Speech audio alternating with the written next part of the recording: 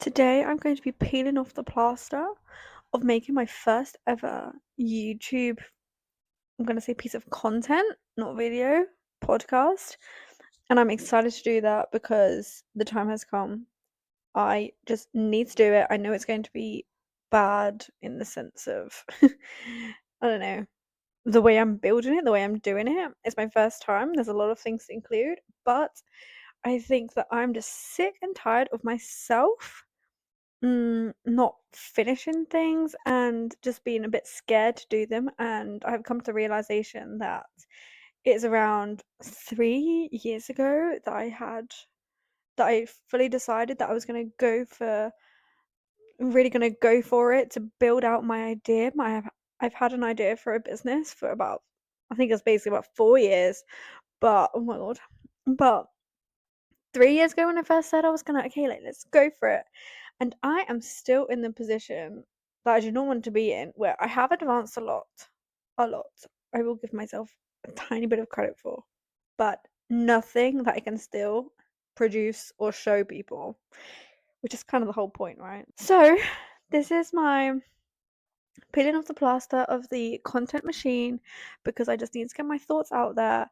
And there are so many factors that go into making a video. In these 3 years, I've obviously been consuming a lot of like building something in public content or all of that. You need like a content engine. You need to be, showing yourself, market yourself, showing off what you do. But then as I watch more and more, like I've watched more and more strategy videos, tutorial videos, I think I've just consumed so much knowledge that it's kind of at a point where I'm a bit frozen because I know that I can be doing more. Like, I know that the ideal thing is that you have video content now. Like, podcasts aren't really enough. And I wouldn't mind video content relatively. It took me a while to show my face, but we'll get there. I wouldn't mind video content, but it's also like just the feeling of just never being ready. Like, having to have like a perfect face of makeup or dress what to wear or, what the structure is or something like, or the video, anything like that. There's just so many overwhelming things that I've just decided that's it. This just needs to get out to me for my soul. So, if you're also a person like me that, I don't know, maybe you've got a bit further than me, but I'm someone that has consumed all of the business books, all of the self-help content and books and podcasts, and I love it. And I would love to share my thoughts and I would love to share my ideas with anyone else that's interested. Maybe no one else is. That's fine. I'll just do this myself. That's actually also very okay with me at this point. But I've been consuming so much of this content and I feel like I know so much and I'm just not able to like put it into practice. Or like I put a little bit into practice and I just never quite reach the finish line. Like the goalpost keeps moving. So this is kind of like my accountability journey.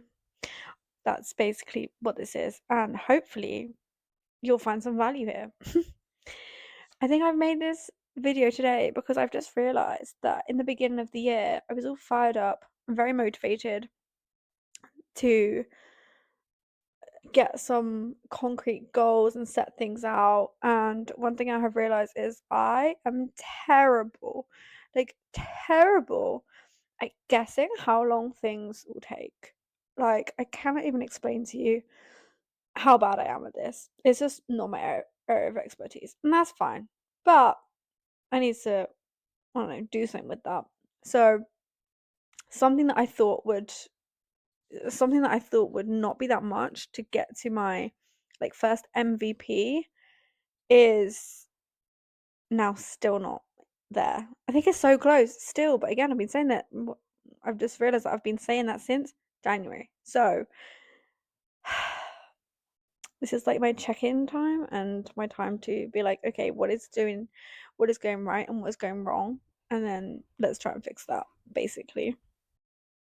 I think that I should probably back up and start with like my idea and what I'm trying to do and who even I am, because I guess that might help as well. So I am from England. I'm from London and I did design engineering, but I've had a few jobs along the way. little squiggly career. And anyway, I got into the startup world and really loved that. And I also really loved learning Spanish. That was actually my dream. And so I went and I learned Spanish in Madrid, and now I can speak Spanish. And now actually I live in Barcelona. There's a few more steps in the way, but that's basically the summary. And a few years ago, I don't know if it was 3 or 4, I basically had this realization that I learned Spanish in quite a fast way, I would say. Like, I learned how to learn. You know how no one actually tells you that bit? Like, people just are like, oh yeah, just learn this vocabulary. And you're like, okay, but like, what does that mean? Like, what do I need to do? You know what I mean? So I kind of figured out a way to actually learn vocabulary and learn things. And then, anyway, I basically had this realization that was, oh my God, like, I had a few ideas along the way about, like, mini businesses to start up. I tried a resin business in COVID. I really got on that hype. But this is basically just a summary of like my projects and my creativity. Is I bought all the stuff, obviously. I made all the branding. I made a logo, I think I made business cards as well, actually. And in the end, when I was making it, I started out with like key rings, like personalized key rings. Like, I put a photo in it. And it actually looked really cool, except the final layer of like clearing it up and making it like polished. I just couldn't do it. Like, it just wasn't turning out right.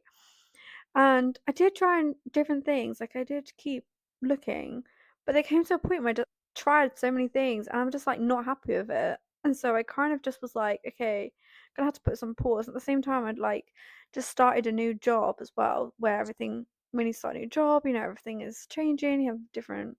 You're moving around, you have different things to think about. And so I kind of just lost the energy on that one as well. And that basically is kind of a summary of how things go for me. And so that's why this project that I'm working on for the languages, I'm just so, so interested in it. And I actually think it has some real value. And that's why I'm just doing everything I can to hold myself accountable to not lose the energy. If anyone has read Big Magic by Elizabeth Gilbert, the author of Eat, Pray, Love. Yeah, I think it's called that.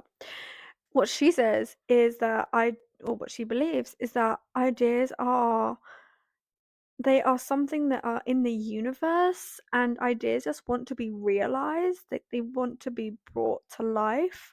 And so that's why you have to be open to ideas. But sometimes when you get an idea, it's not for you. Like, you might like have it passing through you. It might not be that you're the person to bring it to life, and that's fine. Like, you can let it go and then it will find its way somewhere else. But that's why, like, you can't leave things for too much time, or your ideas will go back to the universe and hunt down someone else. And honestly, I just love this idea so much, and I know that I'm the perfect person to do it. And everything I'm doing now is just to try and get it out into the world, and so it doesn't die off in my hands. I have seen 2 things now that I've had the idea in my life and then I just haven't acted on it. One of them wasn't for me. That's fine. But the other one was a good idea. It also kind of relates to the being in Spain kind of theme. And it's actually something that so many people are doing now. And I had the idea years ago when I lived in Spain. And so it's kind of like, it was kind of inevitable that someone else was going to do it. But it's just, for me, a reminder that, okay, like, these ideas need to be put out into the world, so let's do this. So that's what this is going to be. It's going to be accountability and check-ins to say, where are we at? Why have we not done more? And how's it going, really? Yeah, let's see where we can take this. So in general, for this podcast, I want to kind of share thoughts about trying out new methods that I see in podcasts or books, or what's going on in the world of building. So especially with AI, I'm trying things. I'm currently using Replit, I've used Lovable, and I have a lot of thoughts about them. So if that sounds like something that either you don't even know where to start with AI, or if you have an idea and you don't know where to start, maybe we can go on this journey together. I also just love like the challenge of trying to make people enjoy a service better, or like figuring out where figuring out like how to improve a service or a product, especially a product. I figured this out because I was in like a program of many people doing startups, and as part of that you have to give advice to other people in the program, and I just thought it was so fun. Like, I think it was so fun to give feedback, and I think and to me, I was so surprised about how many things people kind of do know the buzzwords, but they don't really know how to put these things into practice. Like, for example, user research. Like, we all know that that's very, very important. And if you don't know, then that's your sign to know. But we all know that's very, very important. But I think I've seen like very different ways of doing it, and I have very strong opinions about when you're doing it right or wrong. I have worked in user research before, and I've seen examples of ways of doing it well and also ways of doing it not so well. So if anyone has anything that they're working on and they would like advice or reviews, I would also love to do that too. Please let me know in the comments. But yeah, that's kind of where I'm trying to take this podcast. And so I think for now, the last thing to do is just to update you on where my project is, so that you can kind of be up to speed. If you care, maybe you don't, but I think I'm going to share anyway. I'm going to share anyway. So I have started to use Replit. Basically, well, okay, I'll start from the beginning. I originally 3 years ago had the idea for a language based company based on this concept that I used to learn Spanish. And so what I did was I was writing down like a hook that kind of links English to Spanish. I'll get to that another day. But this is what I was trying to do, and I was like writing it down originally, like in a notebook or on my phone.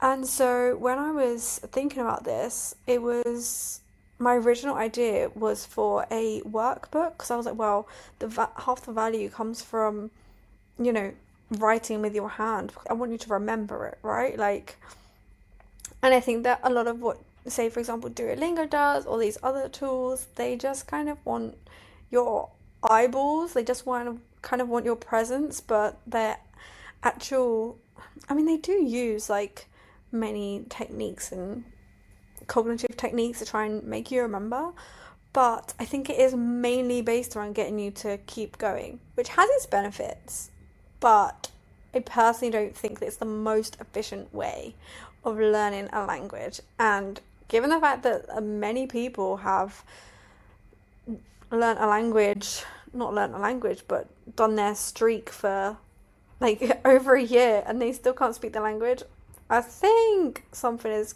going wrong there. So anyway, so my original idea was to have it in a book form, like a workbook form. And I did have the great idea of publishing it on Amazon, like self-publishing it, because I think that is so good. I actually did it for someone else that we know. And so I was making it up. Like, I didn't know how to do it, but I was, Googling it, and actually it is available. You can buy it. But I think it's not, a magical solution. Like, you need the marketing. That's the kind of problem. Like, the Amazon part is not that magical. But what is magical is the fact that you can actually just get one copy and you don't have to put up any upfront costs, which is incredible. I cannot even explain how crazy that is, that we live in this world now, that you can literally just self-publish a book and like strangers in other countries can get your book. That is so insane to think about. I think I was definitely born in the right generation, like I was made for this generation, but that's why I need to try and capitalize on this. Anyway, back to the point. So I was trying to make a book, and so it was taking me ages because I had two ideas. One was on a book for teaching people Spanish, and then I had another book which was more of like a story book idea. And I actually managed to the point where I messaged someone from school who was a really, really good like illustrator because I really wanted help to work with me. Like I promise I hadn't spoken to her in like 10 years, and I did message her, and so that was like after a lot of like psyching myself up. But again, like and she was really keen for the idea. I was like so happy about that. It was so nice to reconnect. And I think that it wasn't good timing for her. And I also then decided that I was moving to Spain. Like I was in England and then I was moving basically. And so kind of just never really finished it again. And so that was with the book idea. And so then this one, I was like, okay, I'll do something like by myself, like I can write my own book. And then it just was taking me, like, I promise, a lifetime. And I think it's also about the focus. Like, I was in Spain, I just moved there. So it's kind of that balance of, I need to enjoy myself and make the most of it. Like, what's the point of moving to another country if you don't even, like, enjoy it? Enjoy your evenings, I suppose. And so the whole social aspect combined with trying to achieve my goals is something that I'm still navigating. Like, I am still navigating it. I find it so hard to know what to do with that. But I think I've got better this year. But that's why that's why we're keeping on going. But that's fine. So anyway, so I did like kind of basically keep trying. I kept trying, but I was like trying to write the whole thing. And then I basically moved and I got a new job. And actually in that job there was actually a lot of like English people that were in Spain. And so like someone was like, yeah, I really want to try it and whatever. And I like the book. And so I tried to make like they were really asking me for it, which is really cool. Like that's a good sign that people were like interested in it, which is like the first number one rule that you need to know. Like user research, like are people even caring? And they were really asking for it. But then I did do the first like I formatted it correctly, so I did like the whole instructions, and then I did the first like 5 days work. And I think that just no one did it. Like everyone that I gave it to, no one did it. Which I was like, yay, feedback, like yay, like I finally got something into the hands of someone else, which is everything that I wanted at that time. Really wanted to finish it. But anyway, just for testing, user feedback and stuff. And I just realized that they weren't doing it. And I was really trying to like abstain from building an app because I just saw how much like Duolingo, and I know I shouldn't base it on that, but I was really trying to not build an app because I don't want to spend my time on technology, and I don't really want to convince other people to get addicted to their phones. But I did realize, okay, this is not. It's okay as a secondary plan, but I think that people don't really want a workbook, or like they don't really want this heavy books that they can carry around or anything. And I think that I might have a bit more success with an app. Maybe I'm wrong, but that was kind of the thought I had. And then in the beginning, obviously building an app was just a crazy big thing because this was like even 2 years ago. Building an app by yourself is crazy. I do have some basic knowledge of coding, but I can kind of understand it. Like I can read it and understand the concept, so I can kind of read things, but I can't do the setup by myself, if you know what I mean. I don't know the structures. I've never, coded professionally or anything like that. I basically I just couldn't make an app. I tried, I think I tried, but it was just not getting anywhere. And then afterwards, obviously all of these new AI tools are coming out, and I was like, oh my god, like, what is this? I'll give it a go. Like, that's crazy. And that's where we are today, where I've actually been using AI tools. So I used Lovable to build a website for myself, and I used Replit to get started. I say get started, I am still using it. But I think that, these one of the tutorials I was watching on Replit, for example, was like, okay, you're gonna have it done in 2 hours, build an app in 2 hours. And I'm not doing that. I've built the basics. I built the basics, the basis. Wasn't quite sure what I was trying to say there. I built the basics, but I am trying to tailor it according to the testing. So I like got it in the hands of like a few of my family members that have tried it, or I've shown it to like a few people, and based on their initial, like I'm talking like, 6, 7 people, based on like their initial first looks and stuff and first tries, and they're having a go in it them having a go at it, like I've got some updates basically to make. And those updates are, I'm still doing it with Replit, but there's a lot of things that I'm designing as well. Like it's not just, okay, I need to change this, change it for me. Like I am designing the changes, which I think is actually how you should be using AI. We can go into that another day, but I think that is how AI should be used. Like you have to work with it, not get it to do your thinking for you. And yeah, so that's where it's at now. It was tested, and of the changes, there have been. I thought it'd be really fast, but this is where I said before. I think everything is going to take me no time, and that is just not true.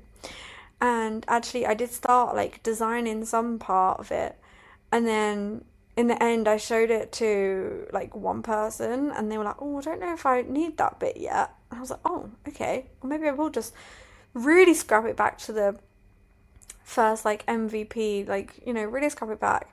And so that's where I really wanted to get to in terms of the build. I want like just a first super basic version that I can properly like be proud of sharing and have metrics to track like what's working and what isn't, like even just like a slight wider audience. And it's still not quite there yet, and so this is kind of my motivation for myself to kind of get my ducks in order. I don't know if that's a phrase, but I think so. Get my ducks in order and just finish this first phase. I am aiming for the end of March because that is the first quarter, and that is the kind of time that I definitely said. I originally said by end of February, but we are now at the end of February, and that hasn't happened. So I just need to get my head back into the groove of things. I think that like when you have time away, or I've been doing my normal job as well, it's taken up a lot of my time and energy, so like this month. And so I think really just reframing my mind is kind of what I need to do to get myself to the final hurdle. But that's basically a summary of where my creative journey is so far. Honestly, I think I just needed to get this out of me to talk about it, and so even if no one listens to this, that's fine. But this is kind of where I'm starting from, and if you are interested in hearing more or sharing your thoughts as well, please let's go on this journey together. See you next time.